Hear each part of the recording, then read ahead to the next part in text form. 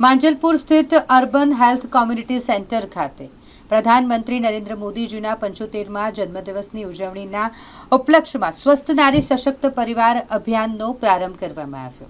મધ્યપ્રદેશથી દેશના યશસ્વી પ્રધાનમંત્રી નરેન્દ્ર મોદીજીએ વર્ચ્યુઅલી આ કાર્યક્રમનો શુભારંભ કરાવ્યો। ખાસ આ આયોજન કરવામાં આવ્યું હોય માંજલપુર ખાતેના अर्बन कम्युनिटी हेल्थ सेंटर खाते, ज्यां वडोदराना प्रथम नागरिक पिंकीबेन सोनी, डेप्यूटी मेयर चिराग बारोट, तेमनी साथे म्युनिसिपल कमिश्नर अरुण महेश बाबू, साथे ज स्टेन्डिंग कमिटीना चेरमेन डॉक्टर शीतल मिस्त्री, धारासभ्य योगेश पटेल अने अन्य काउंसलरो सहितना महानुभावोए हाजरी आपी हती। आ कार्यक्रम जेनुं आयोजन करवामां आव्युं होय महिलाओ माटे मोटी संख्यामां महिलाओए आ कार्यक्रममां हाजरी आपी हती। मध्यप्रदेशथी वर्च्युअली प्रधानमंत्री नरेंद्र मोदीजीए જ્યારે આ કાર્યક્રમનો શુભારંભ કરાવ્યો હોય ત્યારે આખું જે મોદીજીનું ભાષણ છે, મોદીજીએ જે પણ વક્તવ્ય આપ્યું તેને સૌએ અહીં લાઈવ નિહાળ્યું હતું। માનનીય વડાપ્રધાન શ્રી નરેન્દ્ર મોદી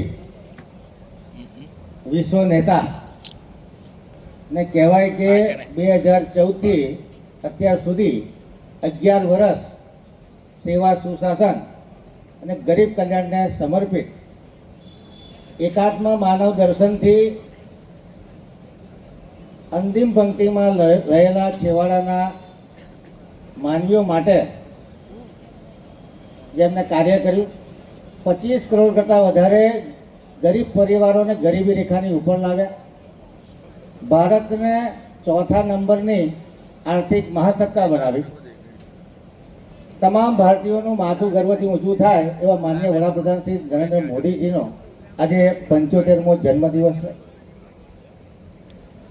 મોદી સાહેબનો જન્મદિવસ હોય, વિઝનરી પુરુષ, યુગદ્રષ્ટા, વિકાસ પુરુષ આપણને સૌને આશા આકાંક્ષાઓ અપાવી આપણે સૌ ડિમાન્ડ કરતા થયા અને તમામ ડિમાન્ડો પૂરી કરી શકે એ માનનીય વડાપ્રધાન શ્રી નરેન્દ્ર મોદી। કહેવાય કે નોંધારાનો આધાર અને ગરીબોનો બેલી એવી આ સરકાર છેલ્લા 11 વર્ષથી કાર્ય કરી રહી છે। એમનો જન્મદિવસ હોય તો કોઈ સામાન્ય રીતે ઉજવાય નહીં।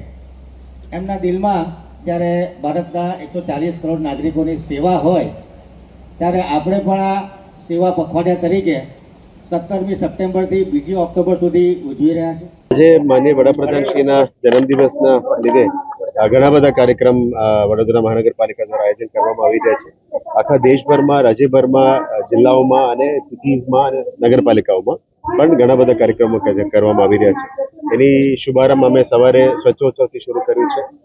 આપણા સફાઈ મિત્રોની હેલ્થ ચેકઅપ પણ કરી છે। નારી શક્તિ માટે પણ અત્યારે એક પ્રોગ્રામ કરવામાં આવી રહ્યા છે। એટલે ભારત સરકાર અને રાજ્ય સરકારનું ઘણા બધા સ્કીમ્સ હોય છે અને બધા જ દેશના નાગરિકો માટે જ બધા સમર્પણ કરીને આ કાર્યક્રમો થતા હોય છે।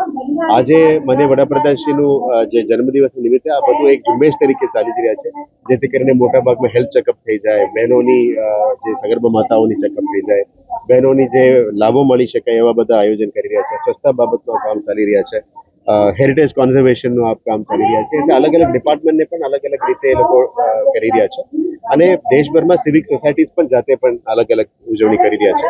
ટૂંકમાં એ મેસેજ આજ આપી રહ્યા છે કે દેશની જે વિકાસ સાથે સાથે એક સંવેદનશીલતા પણ જોડવું અને એક સોશિયલ જસ્ટિસ પણ થઈ જાય એ બાબતમાં સરકારી સ્કીમ્સ મારફતે જે પબ્લિકને અમે સેવા આપી શકાય એ તમામ પબ્લિક સુધી પહોંચે અને એક વનથંભી યાત્રા તરીકે એ ચાલે, જેથી કરીને અનસ્ટોપ કન્ટિન્યુઅસ રિઝલ્ટ આપી શકે એ બાબતની તમામ તૈયારીઓ છે। આજે પણ આના ભાગરૂપે આજે કાર્યક્રમ ગોઠવણ કરવામાં આવી છે।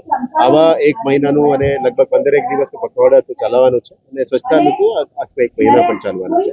એટલે અહીંયા તમામ આવેલા લાભાર્થીઓને પણ લાભ વિતરણ અને એમની ચેકઅપ અલગ અલગ ફેસિલિટીઝ પણ કરવામાં આવશે। એટલે અમે પણ મીડિયાને એ જ વિનંતી કરીએ છીએ કે આવા લાભાર્થીઓ જે કંઈ બાકી રહેતા હોય એમને પણ અમારું જણાવજો, એટલે એમને પણ લાભ પહોંચાડજો। 70 વર્ષમાં પ્રવેશે છે।